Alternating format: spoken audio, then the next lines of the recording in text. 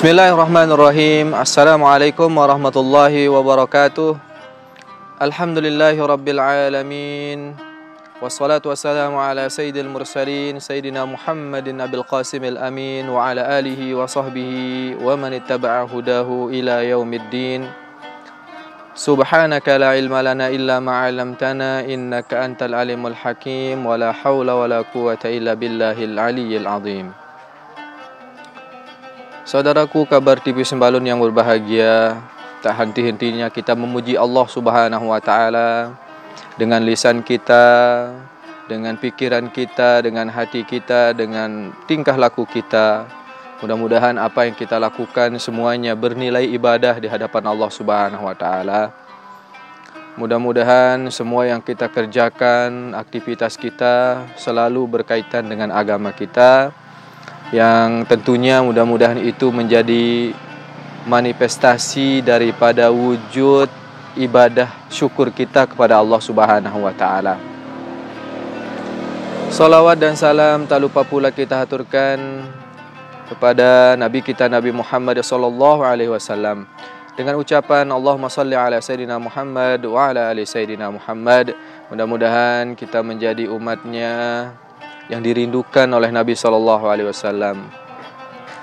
Ketika kita membaca salam kepada Nabi SAW, baca salawat pada Nabi SAW, akan kembali kepada kita. Man shalla alayya salatan wahidah, sallallahu alaiha biha asyra. Barang siapa yang bersalawat kepada Rasulullah satu kali, maka Allah Subhanahu wa Ta'ala akan bersalawat kepadanya sebanyak 10 kali. Maka Masya Allah, Tabarakallah, mudah-mudahan kita senantiasa dilindungi oleh Allah Subhanahu wa Ta'ala dari segala macam cobaan, bencana dan lain sebagainya.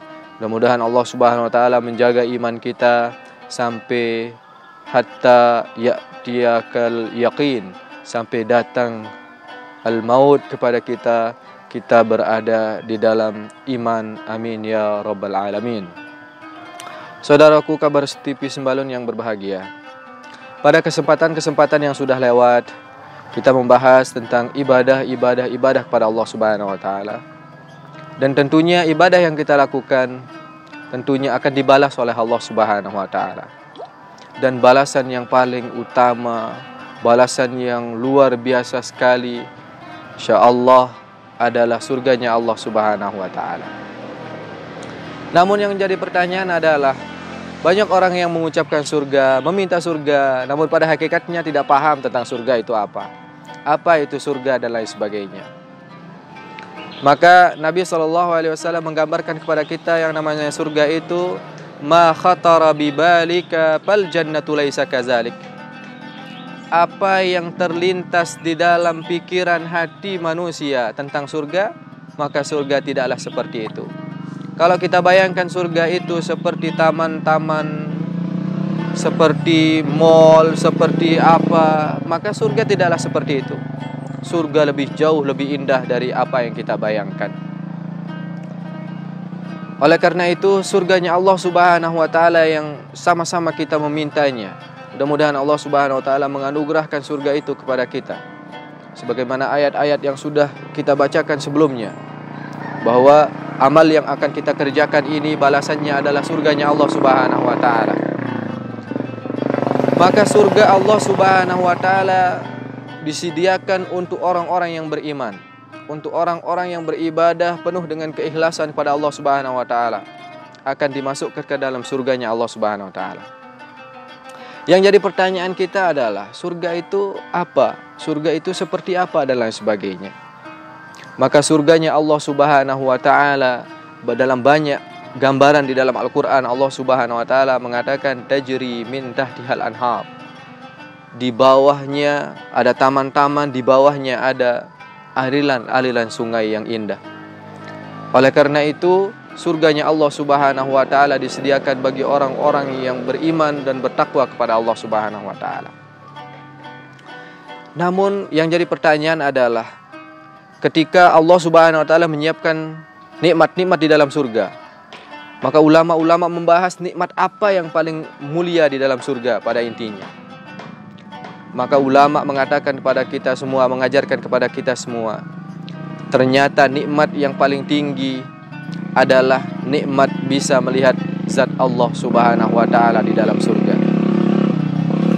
Oleh karena itu, salah seorang ulama di dalam sebuah perkataannya mengatakan, "Laisa qasdi minal jinani na'iman, ghaira anni uriduha li araka." Saya ingin masuk ke dalam surga. Saya sangat berharap dimasukkan ke dalam surga, bukan untuk mendapatkan nikmat-nikmat yang ada di dalam surga. Ghaira anni uriduha li araka. Yang saya inginkan masuk ke dalam surga adalah supaya bisa melihat zatnya Allah Subhanahu wa taala. Oleh karena itu, para ulama menjelaskan tentang ayat Al-Quran, lilladzina amanul husna wa ziyadah. Bagi orang-orang yang beriman dan beramal soleh itu akan mendapatkan al-husna. Al-husna al-jannah. Kemudian tidak sampai di sana saja, tapi az-ziyadah. Ziyadah itu artinya adalah bisa melihat zatnya Allah Subhanahu wa taala. Nikmat yang paling tinggi adalah nikmat Allah Subhanahu wa taala yang pernah dicontohkan oleh Nabi SAW, yang tidak pernah seorang pun manusia bisa melakukan itu, yaitu kisah Isra dan Mi'rajnya Rasulullah SAW ketika didampingi oleh malaikat Jibril sampai pada satu titik di mana malaikat Jibril mundur, tidak bisa maju. Rasul pun bertanya, "Kenapa engkau mundur, tidak menemaniku wahai Jibril?" Kata malaikat Jibril, "Makamku hanya sampai di sini, makammu lebih jauh daripada makamku." Kenapa? Karena Allah Subhanahu wa taala memberikan kenikmatan yang luar biasa kepada Nabi kita sallallahu alaihi wasallam, yaitu tentang akan bertemunya dengan Allah Subhanahu wa taala. Oleh karena itu, saudaraku kabar tipis sembalun yang berbahagia, namun demikian, hal yang terpaling penting bagi kita adalah mudah-mudahan Allah Subhanahu wa taala memberikan surga itu kepada kita. Adapun nantinya bisa bertemu dengan Allah Subhanahu wa taala di dalam surga, itu pun sangatlah kita nantikan, mudah-mudahan itu pun terwujud nantinya. Maka diceritakan dalam hadis, ada yang masuk ke dalam surganya Allah Subhanahu wa taala namun tidak bisa melihat zat Allah Subhanahu wa taala secara jelas. Namun ada yang diberikan keistimewaan oleh Allah Subhanahu wa taala untuk melihat zatnya Allah Subhanahu wa taala. Ada yang sekali sehari, ada yang sekali seminggu, ada yang sekali sebulan, ada yang sekali setahun dan lain sebagainya hitungannya di akhirat. Oleh karena itu, kita semuanya berharap mudah-mudahan Allah Subhanahu wa taala menganugerahkan surga itu kepada kita semua. Makanya apapun yang kita laksanakan ini mudah-mudahan dicatat menjadi amal ibadah oleh Allah Subhanahu wa taala. Karena tidak ada lain, tidak ada balasannya kecuali hanyalah surga Allah Subhanahu wa taala. Banyak orang yang bertanya, kadang kita akan masuk ke dalam surga, seperti apakah kita dan lain sebagainya. Makanya pernah suatu ketika Rasulullah SAW bermain-main kepada seseorang yang sudah tua dengan menggombalinya kalau bahasa sekarang. La yadkhulul jannata ajuz. Tidak akan masuk surga orang yang sudah dalam keadaan tua. Seorang pun nenek pun menangis mendengar candaan Rasulullah SAW. Karena dia sudah tua, ketika dia akan meninggal dunia, dia tidak akan masuk ke dalam surga. Maka itu adalah gambaran bagaimana penghuni surganya Allah Subhanahu wa taala, orang yang berada di dalam surga semuanya dalam keadaan muda. Orang-orang yang ada di dalam surga, kata ulama, ada 6 keistimewaan mereka nantinya ketika berada di dalam surganya Allah Subhanahu wa taala. Kata ulama, wasittatun khussat li ahlil jannah. La baula la ghaita la ajinnah wala lihan fiha wala asnana wan naumu manfiyun kama atana. Yang pertama, keistimewaan orang yang berada di dalam surga adalah la baula la ghaita. Tidak ada orang yang berada di dalam surga akan merasa pingin untuk buang air kecil. Apapun yang dia minum, apapun yang dia makan di dalam surga akan menjadi nutrisi, tidak akan ada yang terbuang. Oleh karena itu, orang yang berada di dalam surganya Allah Subhanahu wa taala, yang pertama keistimewaannya adalah la baula. Tidak akan pernah merasa ingin untuk buang air kecil. Yang kedua, wala ghaita. Yang kedua adalah orang yang berada di dalam surganya Allah Subhanahu wa taala itu tidak pernah akan merasakan sakit perut untuk buang air besar. Ini adalah nikmat Allah Subhanahu wa taala bagi orang-orang yang di dalam surganya Allah Subhanahu wa taala. Bagaimana demikian? Karena yang namanya buang air besar, air kecil dan sebagainya itu adalah penyakit. Surga adalah darussalam. Surga adalah rumah keselamatan. Tidak akan ada rasa sakit, tidak akan ada rasa derita di dalam surga. Semuanya adalah nikmat. Darun Naim adalah surganya Allah Subhanahu wa taala. Kemudian yang ketiga, la ajinnah. Yang ketiga adalah perempuan-perempuan yang ada di dalam surga, la ajinnah. Tidak akan ada yang tidak akan ada yang hamil dan lain sebagainya. Jadi walaupun sudah menikah dengan berapa laki-laki dan lain sebagainya, perempuan-perempuan di dalam surga itu tak pernah akan hamil. Karena hamil seperti tadi itu adalah rasa sakit di atas dunia ini, sedangkan di surga adalah nikmat-nikmat saja yang Allah Subhanahu wa taala akan janjikan kepada kita semua. Kemudian yang keempat, wala lihan fiha, tidak akan ada yang berjenggot di dalam surga. Semua maksudnya adalah semua orang dalam keadaan muda semuanya. Wala asnana, kemudian yang kelima, tidak ada orang yang punya gigi di dalam surga. Nah ini banyak dipertanyakan, maksudnya apa? Gak enak dong kalau gak punya gigi dan lain sebagainya.